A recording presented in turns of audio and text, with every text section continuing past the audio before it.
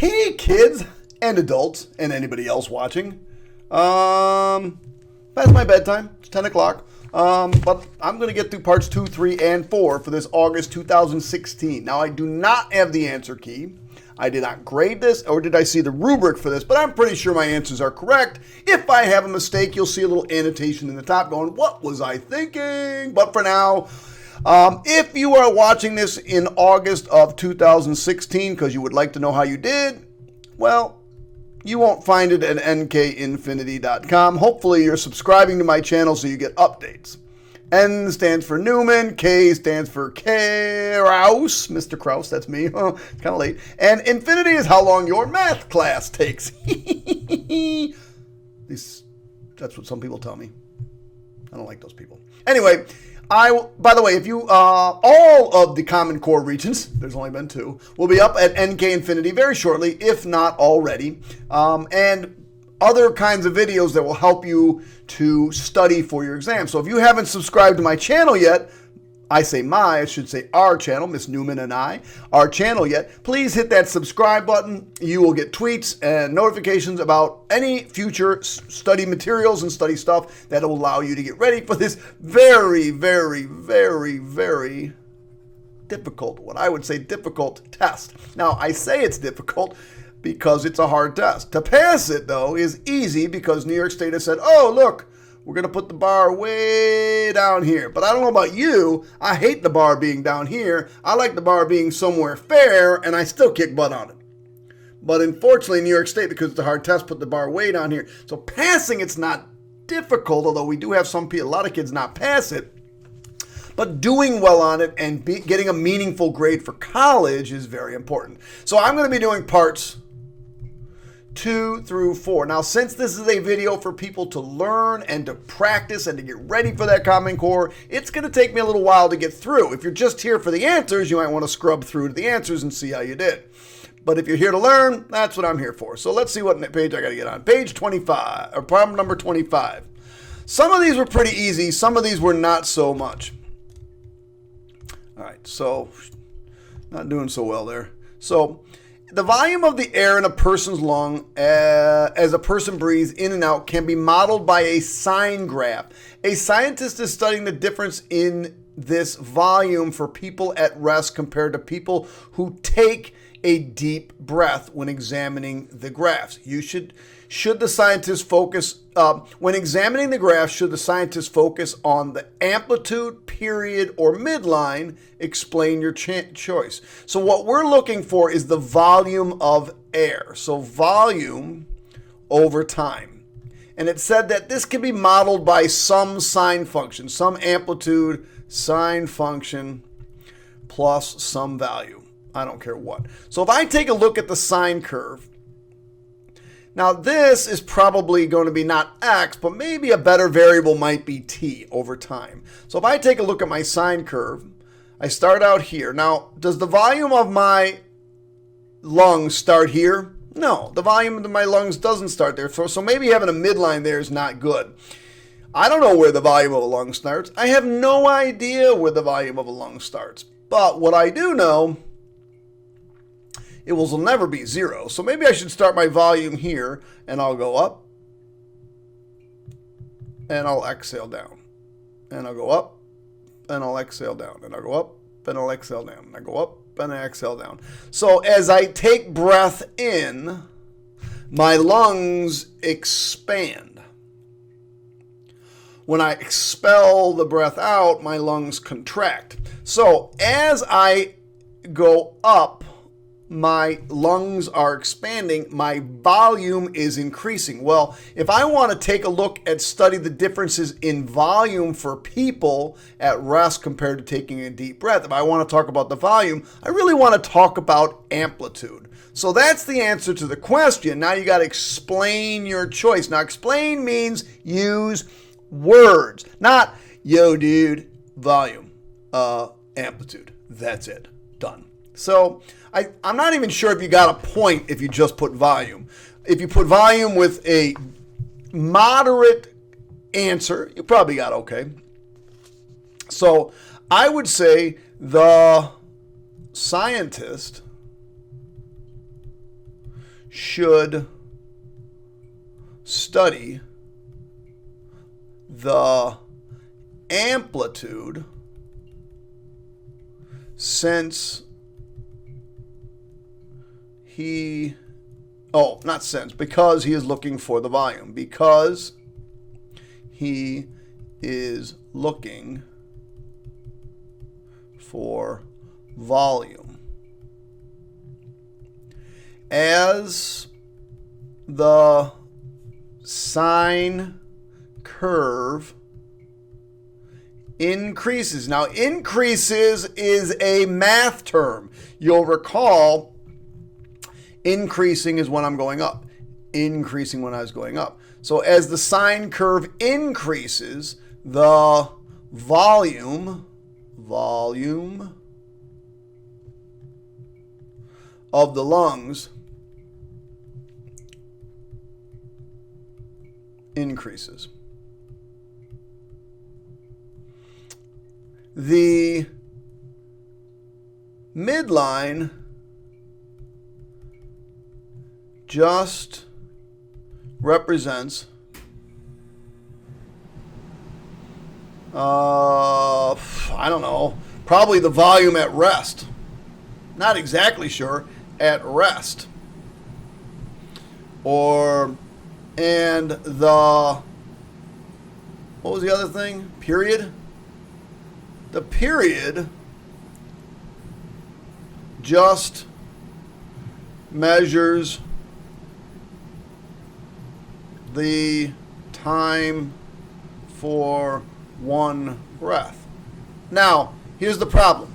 I did not see the answer key. Since it's only a 2-point question, my guess is if you explain that it was amplitude and you gave that as the curve increased, the volume increased, therefore we should be looking at that value, you should have gotten 2 points. Did you have to put in any information about the midline or period? My guess, because it's only a 2-point question, is no.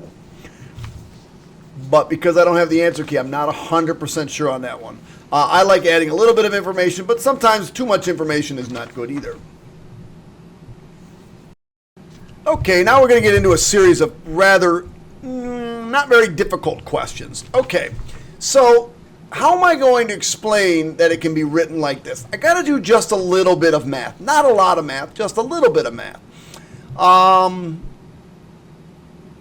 It says explain, so I'm going to use my math and I'm going to use my words. I think you can just get away with doing math. So I could say 3 to the 1/5 squared is equivalent to 3 to the 2/5. Now I know that because I have exponents raised to exponents and I multiply them. In other words, then I can rewrite this as 3 squared to the 1/5 power. Because now it's the same thing. 2 times 1/5 is 2/5. 1/5 times 2 is 2/5. It's the same math, which is equivalent to the 5th root of 3 squared. Or in other words, it's equivalent to the 5th root of 9. Now I'm pretty sure that is good enough. But, yeah, that's pretty good. I think that's about all you needed for that problem. All right, moving on.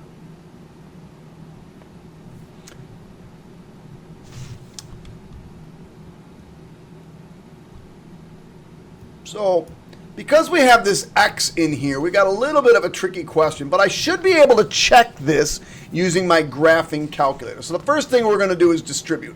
X times I is xi squared minus x. Oh, wait a second. I got a squared here first. I can't distribute first. Did you do that? I hope not.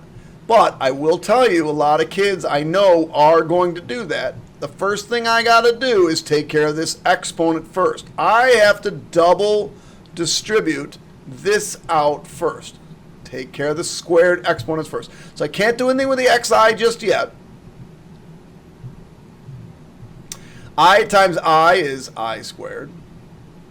This is minus 7i squared minus 7i squared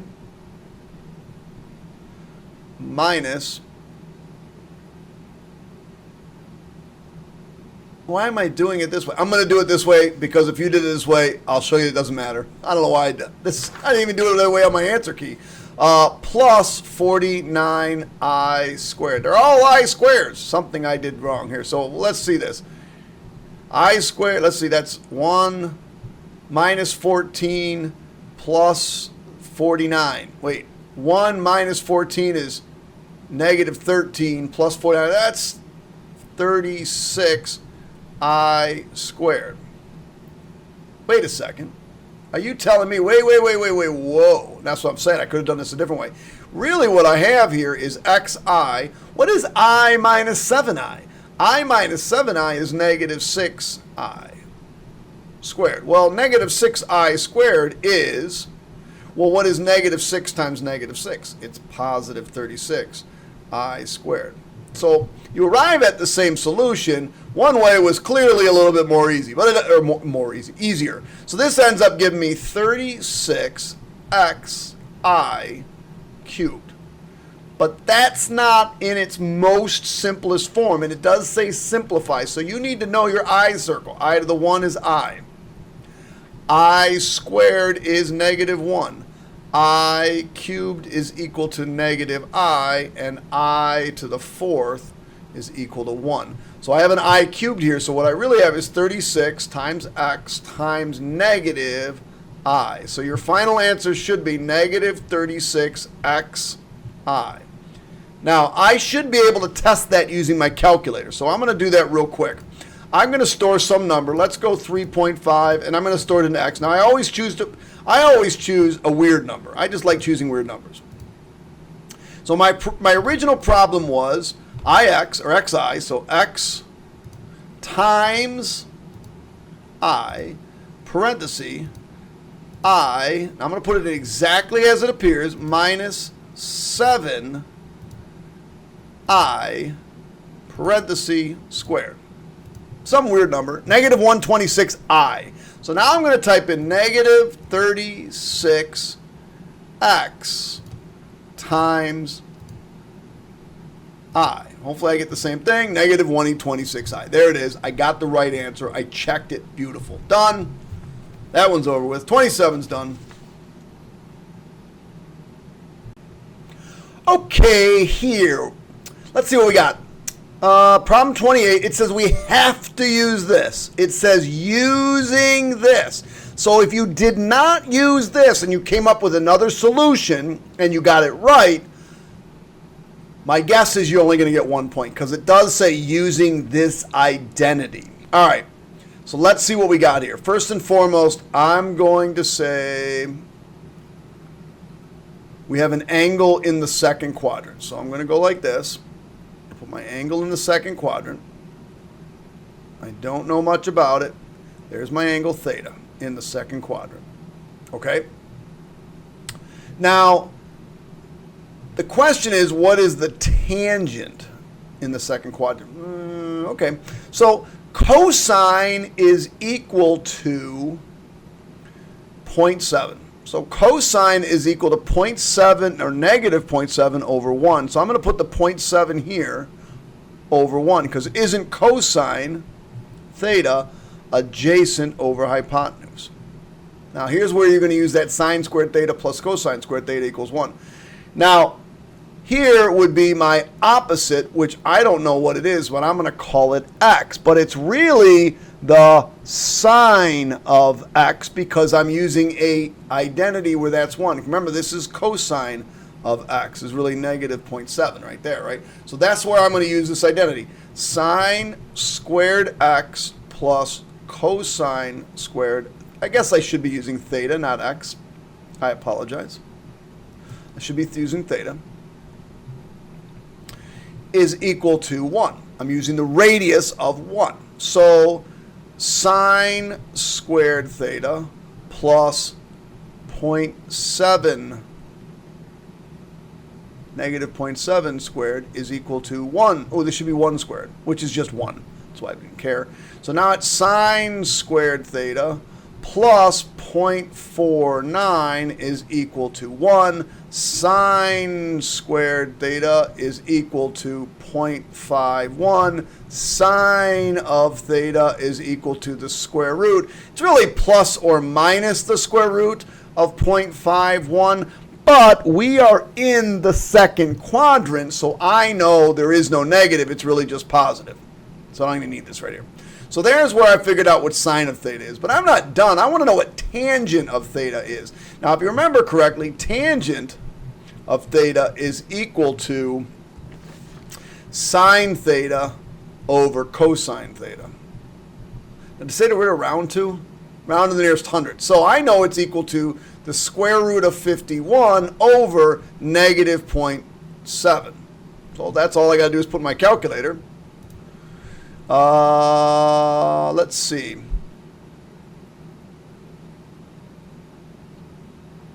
Control division. The square root of 0.51 over negative 0.7. Enter. Enter. Negative 1.020204. Negative 1.020204 rounded to the nearest hundredth.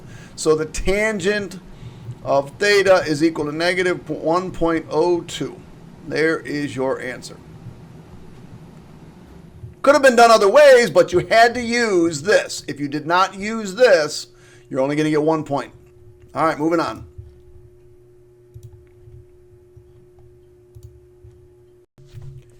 Okay, this is like me.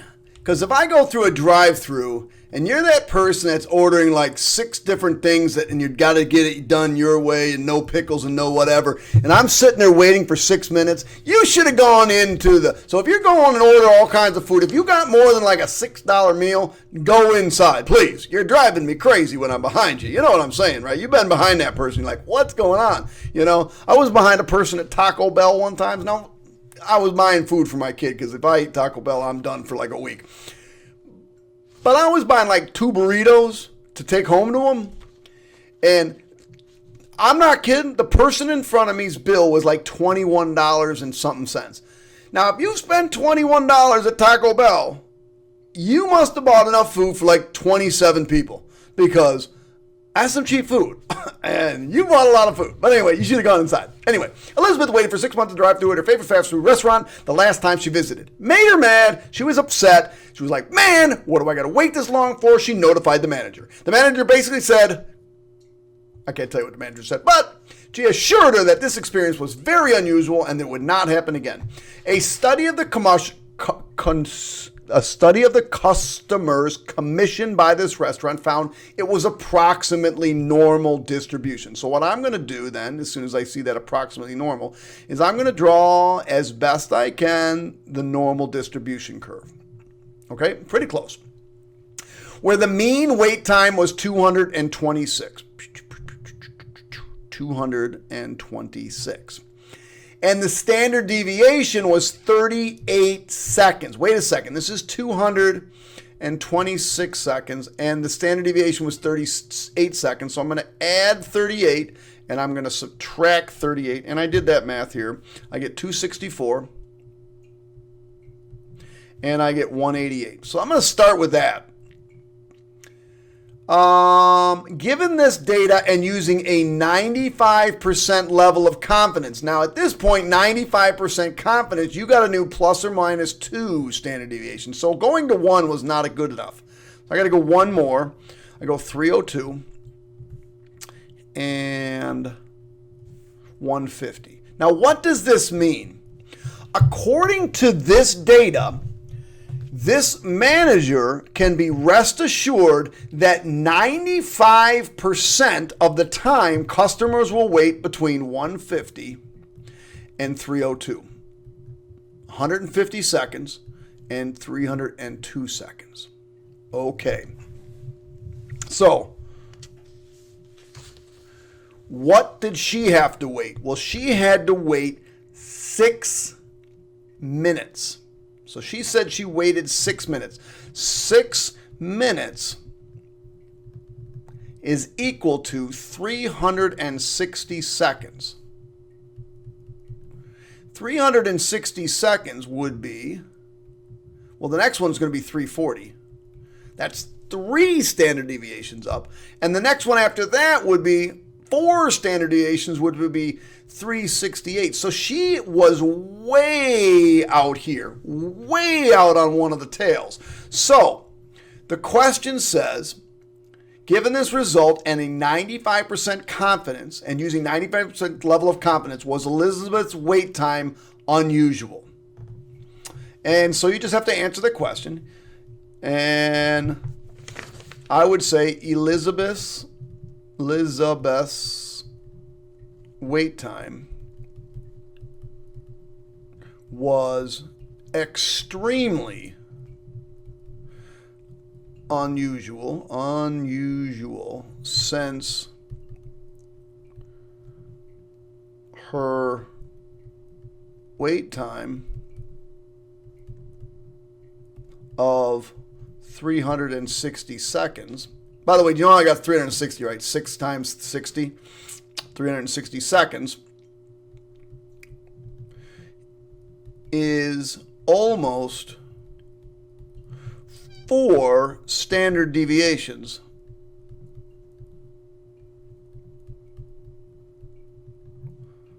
from the mean. And that's it. It's a 2-point question. That's plenty. There you go. Extremely unusual. Boom. Let's move on.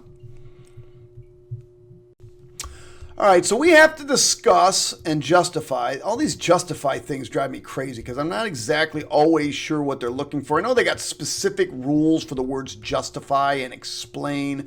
Justify, I think you can just use math. Sometimes explain, I think you have to use your word. So we need to figure out what has the larger x-intercept. Quite honestly, this is a dumb question. But if you remember correctly, x-intercepts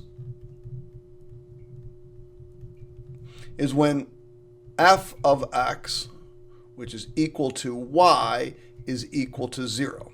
Or h of x is equal to 0. So whenever y is equal to 0, that's when you have an x-intercept. So as I take this problem here, and I say, okay, f of x is equal to the log of x minus 4.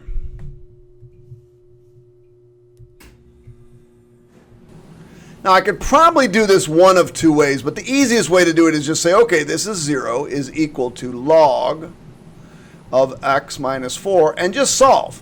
Okay, but you got to remember correctly, the base is 10.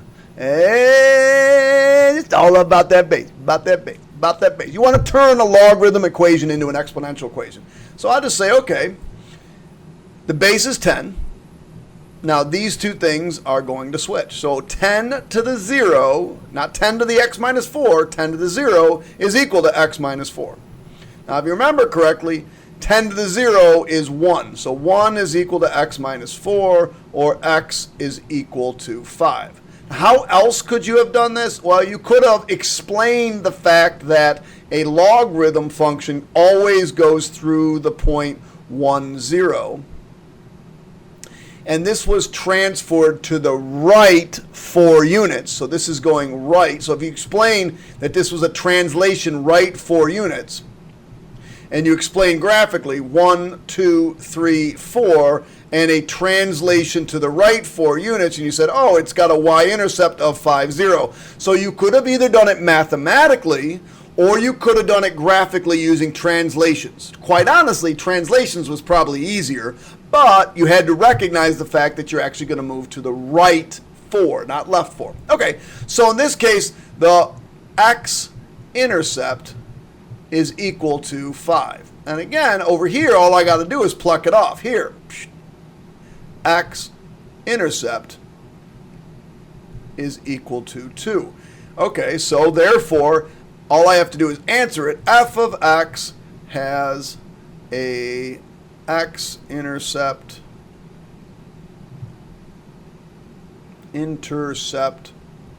of 5, comma, h of x has a x intercept of 2. Therefore,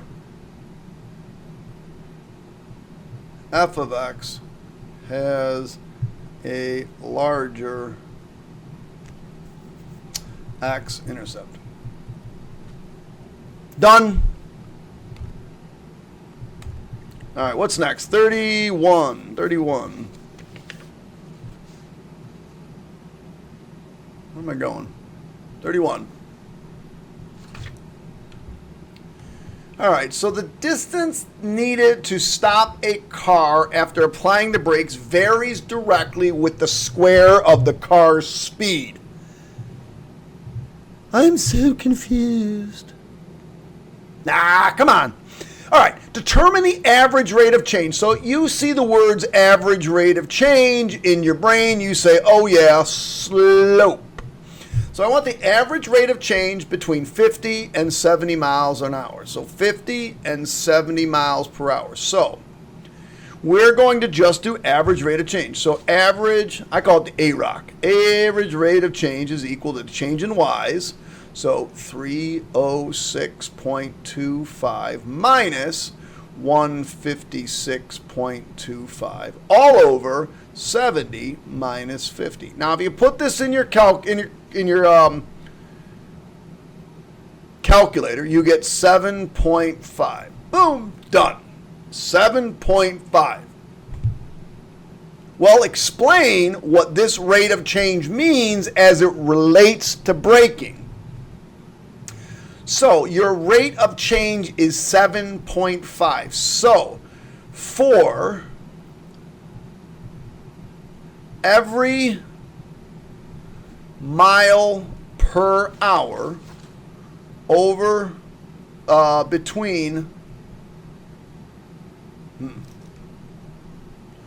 for every, I should have written it this way, for every mile per hour over 50, it takes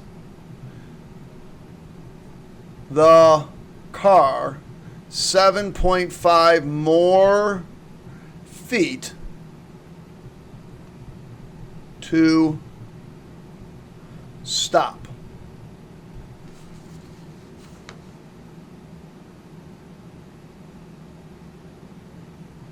For every mile per hour over 50, it takes the car 7.5 more feet to stop. That's it. That's all she had to write for that one. Well, let's move. I got to stop. I'll be right back. All right, this wasn't a difficult question unless you just absolutely have this aversion to probability. So you probably learned, see, probability. You probably learned that the probability of A or B is equal to the probability of A plus the probability of B minus the probability of A and B. And this is one of the things that's going to be really important. So we're going to need that. So what we want to do is solve this thing. All right, that's not a problem. The probability of A or B was 0.8 is equal to the probability of A, which is 0.6, plus the probability of B, which is 0.5, minus the probability of A and B. Well, this becomes 0.8 equals 1.1 plus minus the probability of A and B.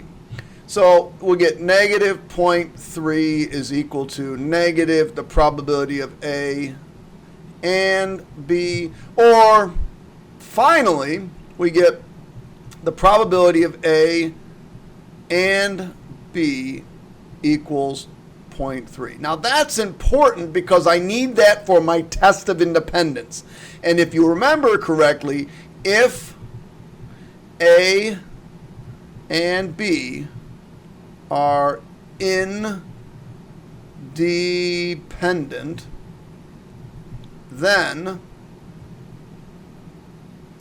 the probability of A and B is equal to the probability of A times the probability, oops, sorry about that, sister, times the probability of B. Okay, so I just discovered that the probability of A times B was 0.3. And I know the probability of A is 0.6. I know that the probability of B is 0.5. 0.6 times 0.5 is 0.3. Since this statement is true,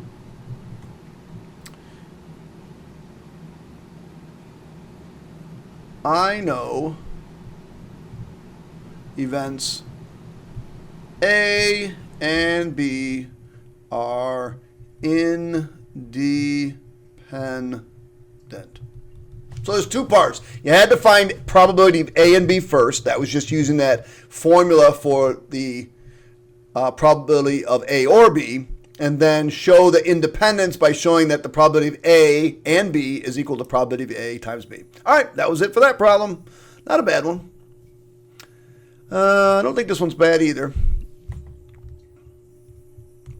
So it says algebraically find the zeros of this quadratic or this cubic. I got time? I got time. So let's factor. I'm going to factor by grouping. Ba-ding, ba-ding. So I say, okay, to find zeros, I'm going to say 0 is equal to x squared, x plus 1, minus 4. Now you took out a minus, so you're left with x plus 1. Remember, if I redistribute here, I get negative 4x, and I get negative 4. All right, notice my x plus 1's match, so I get 0 is equal to x plus 1. We'll take that away, and I'm left with x squared minus 4. Well, I'm not quite done yet. Let me factor that x squared minus 4 since it's dots, difference of two squares. X plus 1, x minus 2, x plus 2. So my three solutions are x equals negative 1, x equals 2, and x equals negative 2. Negative 2, negative 1, and 2. So on the set of axes below, graph the function. Oh, that's pretty doggone simple. Now, here's the thing. I know I've got three roots. I've got a root at negative 1. I've got a root at 2. And I got a root at negative 2. Now, it didn't say sketch. It said graph. It said sketch. If it said sketch, I could just do this. Because I know the leading coefficient is positive. Therefore, I know it's going to go in that direction. But it didn't really say sketch. It said graph. So what I really want to do now is just get a table of values. A very simple table of values. X and Y. Let me type this sucker in.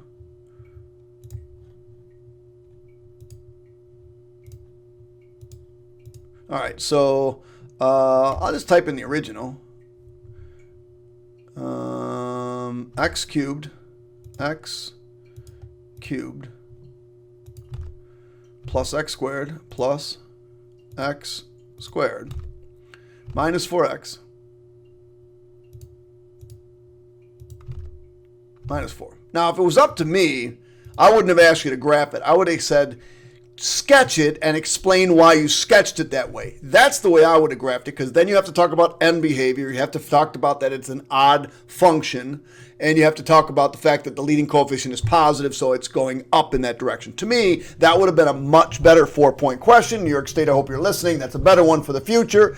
But in this case, it just said sketch it. So if it said, or it said draw it, and because it said draw it or graph it, I'm just going to go to the table of values and plug in all the ones I can. So I got negative 3, negative 10. So I'm going to just type these in. Negative 3, negative 10. Negative 2, 0, negative 1, 0, 0, negative 4. Negative 2, 0, negative 1, 0. 0, negative 4. 1, 2. What's 1? 1 is negative 6. 2 is 0, and finally, what's 3? Can I give? I don't even think I can get 3 in there, but it's too huge. 3 is huge. All right, so 2 and 0, and I don't know what 3 is. But the problem is I don't know where the relative min and relative max are, so I'm going to write that over here. My relative min and relative max. I'm going to get those points. So by doing that, I'll just do Control T. I want to get a good sketch of this thing. I want to get all the points I can. I need to find that point there, and I need to find that point down there. So I'm going to go, okay, menu, analyze graph, maximum. Click, click. All right, that maximum is at negative 1.5. So that maximum is at negative 1.5 approximately, and 0.8, 0.9, 0.87. All right, that's another point. And then let me get that min. Menu, analyze graph, minimum, click, click, and that minimum is right there. It's 0.87 and negative 6.06. So 0.87, negative 6.06. So now let me sketch. Now I got plenty to sketch on. I'm going to grab a different color though because I think it look better. So I know I got this point, I got this point, I got this point. Now, this one is negative 1.5 right in the middle and not quite all the way up to the top. So put a point right there. Gosh. And then I know negative 3, negative 10. So that's down here. I got this point. Now, the other one was 0.87, negative 6. 1, 2, 3, 4, 5, 6, and a little bit more. All right, so now I got enough to sketch. And you would make it look a little bit neater than I can. It's very difficult. Make sure your mins and maxes are there, and we go off really steep. Actually, that last part should be really steep. Did I just erase that? That was dumb. Now, at 3, it should be 20. So at this point right here, after this point, it should go like up here. So really, really, really, really, really steep like that. Okay, there's the graph. I think that's it for that problem. Dumb question. Could have been much better. All right, guys, here we go. This one wasn't too bad, but there was one nasty little trick in this one, okay? So this is clearly, if you read through this problem, a exponential decay problem, but because we're talking about half-lives. And it said the half-life is 8.02 days. And this is where the trick is going to be. All right? So a patient is injected with 20 milligrams of I-31, determined to the nearest day the amount time needed. So whenever it's an exponential decay question, we know, okay, our ending amount is equal to our initial amount. It's a half-life, so we're talking about 1/2. Now, here's the tricky part. What's my exponent going to be? Normally my exponent is time, but remember, it's the time it takes for it to be half as much, what the half-life is. So the time it takes for a half-life. Well, the half-life is 8.02 days. So in order for this to be a 1 up here, I need to divide by 8.02. Now what I mean by that is this. If time was equal to 8.02 days, so I'd say, oh, that's 8.02 over 8.02. That's 1, or 1 half-life. Now, if time was equal to, we double that, 16.04, and I put that in here, that'd be 16.04 divided by 8.02. That would be 2 half-life. So you'd have an exponent of 2. So dividing by that 8.2 was the tricky part. Once you got that, the rest of it wasn't bad at all. What is our initial amount? Our initial amount is 20. So we do 20, 1/2 to the t over 8.02 is equal to 7. Okay, now it's just a simple exponential function that you have to solve. We're going to divide by 20.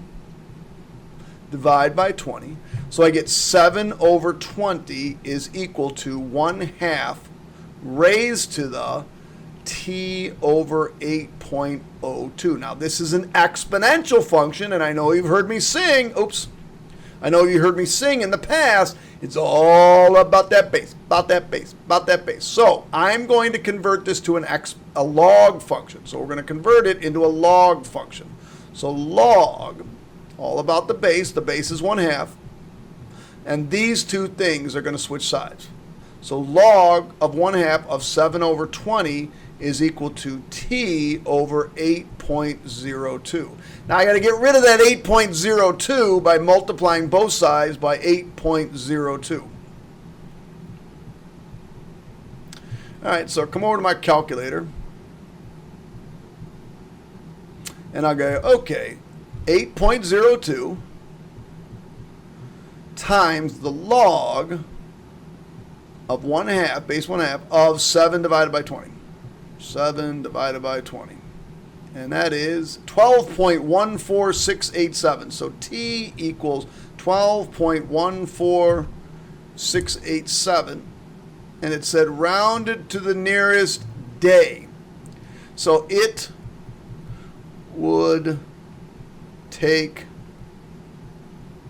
about 12 days for the I-131 to get to 7 milligrams. Something to that effect, kids. Okay, that wasn't too bad. It was just the dividing by 8.02 that made it tricky. Dun, dun, dun. Oh, I love this next question. Love it, love it, love it. It's back to like old Algebra 2 trig stuff. Okay, so we got to justify our answer. We're going to do it with math. Justify can be done with math. Explain has to be done with words.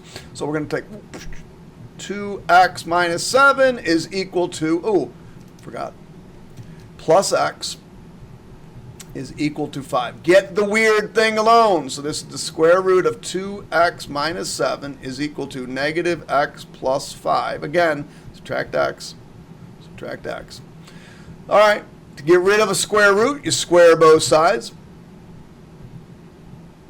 And on the left side, the square and the square root just cancel each other out. They're gone. See it? Wouldn't want to be. On the right side, we got to really just double distribute this out. So really what I have here is, I probably show it like this. Negative x. You want to really show good math. You don't want to show shortcuts. You want to show good math. Because if I put an x plus 5 here, that would be really, or negative x plus 5, that'd be really negative x plus 5 cubed. I'd have to get rid of the squared, and then the math would be not really accurate. So let's do it this way. 2x minus 7 is equal to, now negative x times negative x is x squared. Minus 5x and minus 5x make minus 10x plus 25. Now in order to solve these, you want to have your x squared positive. So I'm going to subtract 2x and add 7. So I get 0 is equal to x squared minus 12x plus 32. The math here can't get much simpler. I get 0 equals x minus 4, x minus 8. I'm not going through that factoring. I assume you can do it. My two answers are x equals 4 and x equals 8. Now, if you're a moron, you just go like this, ka-ching, done. But if you're a smart child, you say, boy, I think I better check those answers. Because a lot of times, especially on 4-point questions, one of them's not going to work. So 4, Control var x, enter. And then we'll type in the right side. The left side says the square root of 2x minus 7 outside of the parentheses plus x. Enter, 5. And the right side is 5. So I'm going to check these answers. Doing black down here, check. X equals 4, so the square root of 2 times 4 minus 7 plus 4, does it equal 5? I end up with 5 equals 5, checks. So that one checks. Let's try 8. 8, Control var x, enter. Now hopefully, if I type this in again, I get 5. Oh, I get 11. So if I did x equals 8, and I say, oh, that's 2 times 8 minus 7 plus 8 equals 5. And I end up with 11 equals 5. Doesn't work, doesn't work. So your answer is 4 and only 4. So my guess is if you got the 4, you got 3 points. You needed to check your answers to get that last one.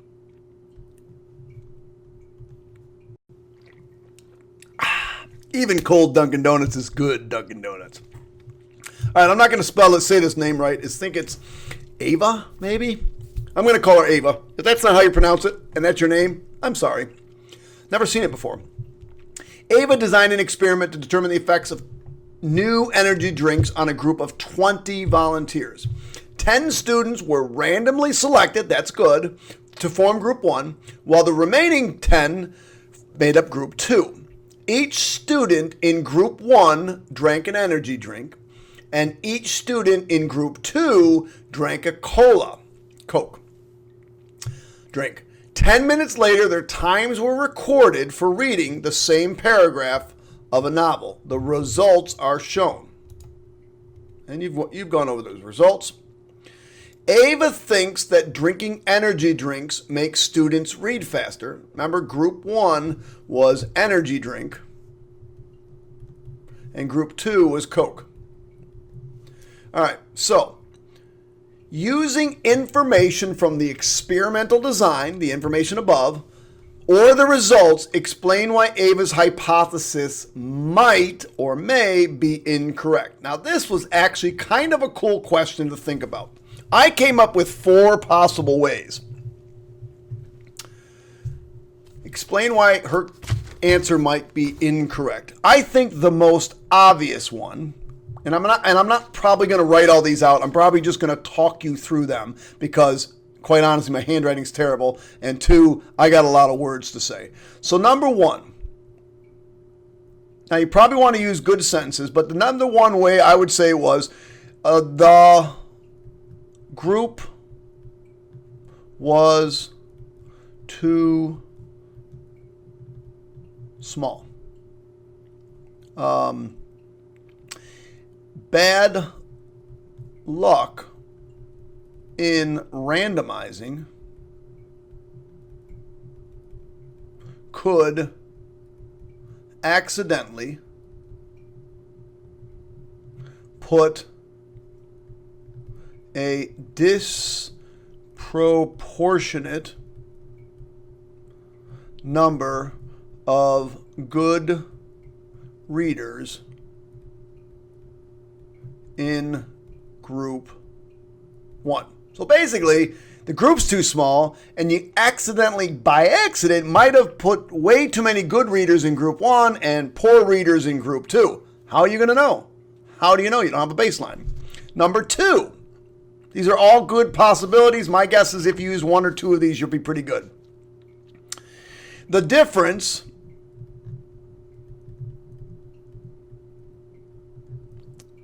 (17.7 minus 19.1, which is equal to negative 1.4, is really not that significant.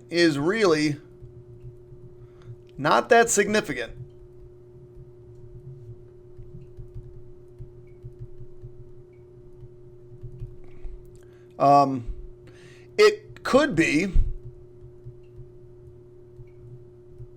just chance that the group, or that group 1, just happened to read a little faster.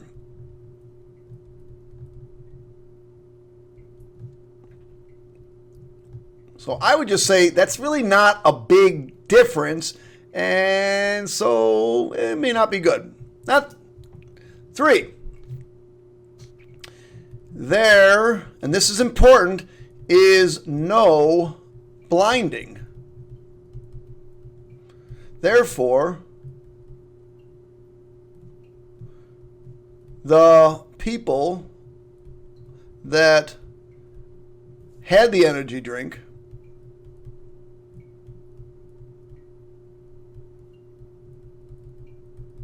might think, because they do, or they did drink it,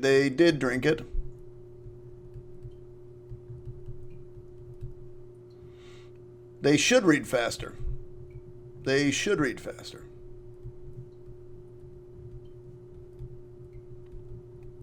The last one is the coolest one of all, and the one I bet most people probably didn't think of it, but who's to say that drinking Coke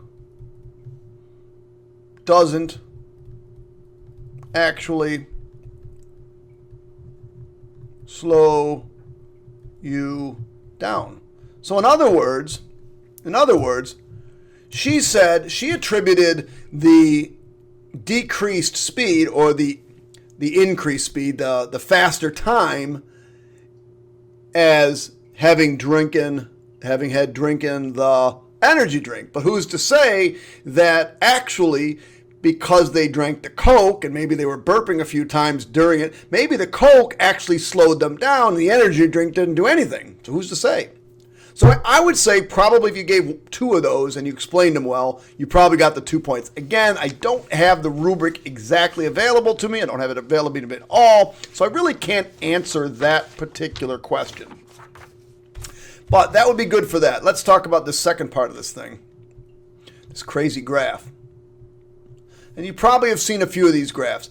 So using the results, Ava randomly mixes 20 reading times, splits them into two groups of 10, and simulates the difference 232 times. Okay, to get this distribution. Ava has decided the difference in reading times is not an unusual occurrence. Support her decision using this simulation. Explain, words, your reasoning. So, let's take a look. Here is -1. Now remember, our reading was 17.7 minus 19.1, which was -1.4, which is right about 1.1, 1.2, that's 1.1, 1.2, 1.3, 1.4. So there's my 1.4 right there. So out of the 230 trials, now I got to add these up. Let's see, that's 3, 4, 5, 6, 7, 8. Wait, yeah, 3, 8, 11, 12, 13, 14, 15, 20, 21, 22, 23, 24, 25. About 25 times out of the 2 or 3, about 25 of them were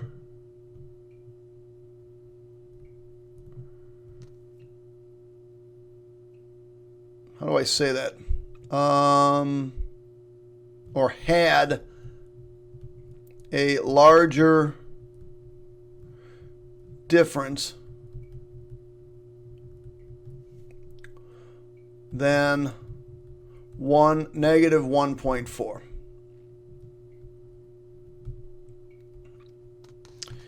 This is about 11%. So 25 out of 232 is about 11%. In order for it to be significant,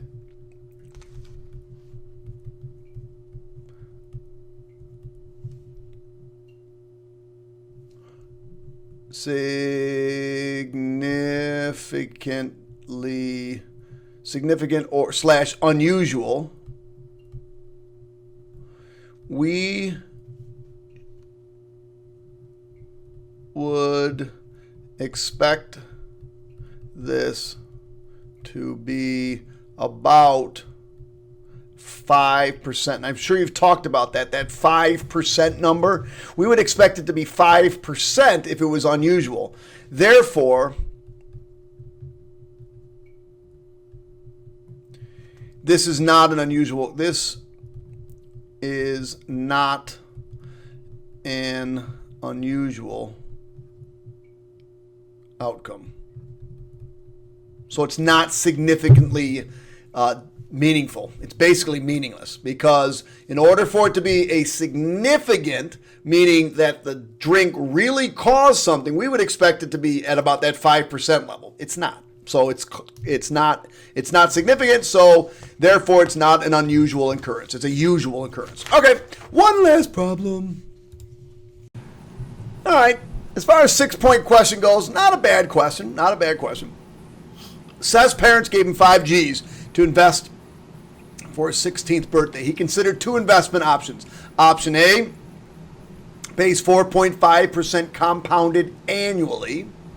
Option B will pay him 4.6% compounded quarterly. Write a function for option A and option B that calculates the value of each of these after n years. All right, not a problem. So let's talk about this. Option A.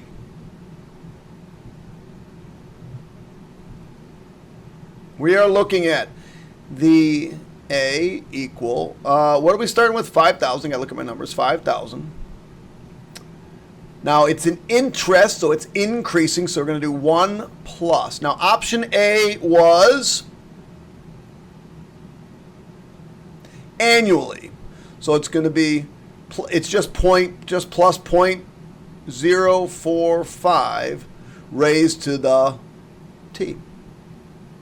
Oh, actually this should be n, raised to the n, number of years. N. All right, or in other words, A equals 5,000, 1.045 to the n. Option B, a little bit different. I don't know why we used n years. It should have said t years. N years is confusing because you're looking for n as your compounding. So let's do it compounded quarterly. So now we're going to say A is equal to, maybe I should say B. Maybe this should be A of A, I guess, for option A. This is option B, A of B. A stands for the accrued amount. So we're going to still start with that $5,000. Now we got to do a little bit differently. We're going to do 1 plus. Now we're compounded quarterly, so we got to divide by 4. Shoot. Of course, every time I try to draw a 4, it doesn't work. Divided by quarterly, that means there's 4 times per year. All times 4n, because you got to multiply 4 times the number of years. All right, so those are my 2 equations. Now, yeah, that's probably good enough. I don't need to clean that up any better. Seth's plan to use the money after he graduates from college in 6 years. Determine how much more money option B will have than option A. So we just got to plug in. So let's show that what we're going to do in option A. We're going to do 5,000, 1.045 to the 6. We're going to do also A of B, and we're going to do 5,000. 1 plus 0.045 over 4 to the 4 times 6.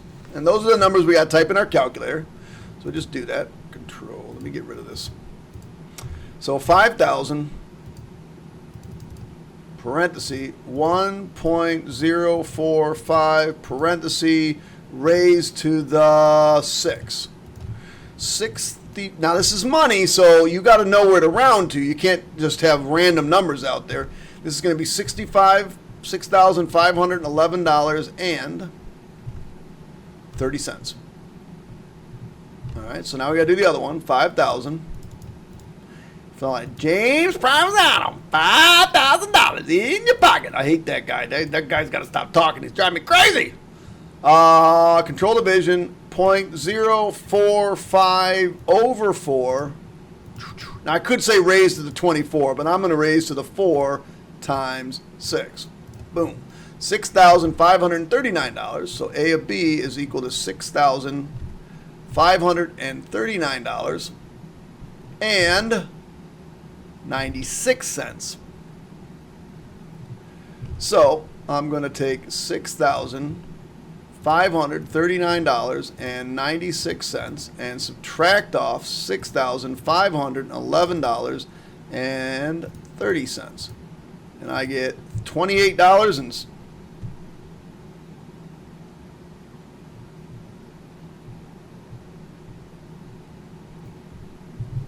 all right, kids, got a little correction to make. I want to apologize. I'm going to do it in black so you see it. Because I just realized my answer key didn't match what I have here, and that's because I got my head up my keister. See, I missed this. This is 4.6%. This is 4.5%. Did you catch that mistake? So over here, this should be a 6, not a 5. It should be a 6. So down here, when I do this, this should be a 6, not a 5. So I'm not going to go through that whole problem and redo it. I just made a tiny mistake there. But when I go over to my calculator, I'm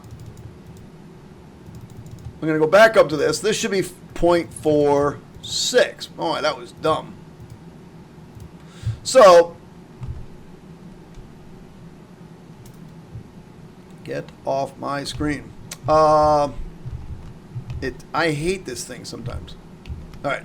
So, $6,578.87. All right, let's try this again. $6,578.87 minus $6,511.30. $67.57. So option B would make $67.57 more. All right, woo, sorry about that, kiddies. There we go. Algebraically determine to the nearest tenth of a year how long it would take for option B to double CES investment. So we're going to look at option B. To double would mean we want to end with $1,000. We started with $10,000. We started with $5,000. And we got 1 plus 0.046 over 4 to the 4n. All right. Divide by 5,000, I get 2. So 2 equals 1 plus 0.046 over 4 to the 4n. And you know what I'm going to do, don't you? It's the third time in this test. I don't know. I think they still like logarithms. It's all about that base, all about that base. So we're going to rewrite this problem as a logarithmic function. So log, now this is my base right here, base and exponent. So base 1 plus 0.046 over 4. These two things are going to switch. Of 2 is equal to 4n. Well, all I got to do now is divide by 4. Now I'm going to go back over to my calculator, putting in the correct numbers. I don't know why I did that.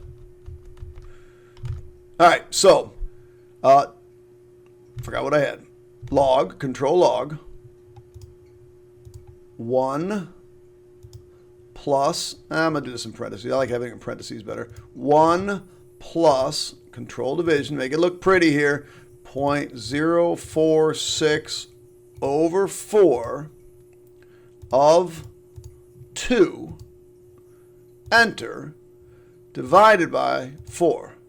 Because remember, got that last step, 15.1548. So n equals 15.15489. 1548952.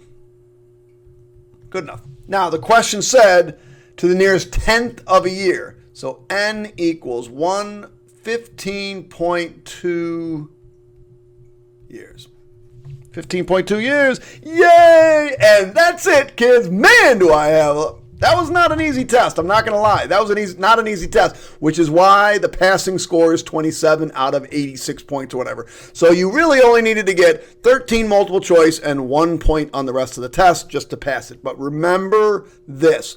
Nobody cares about passing. Colleges aren't going to care. You might care, get you out of the course. That's great. but you really should be shooting for that 85%. And I don't know what the cutoff score for that was. I hope this helped.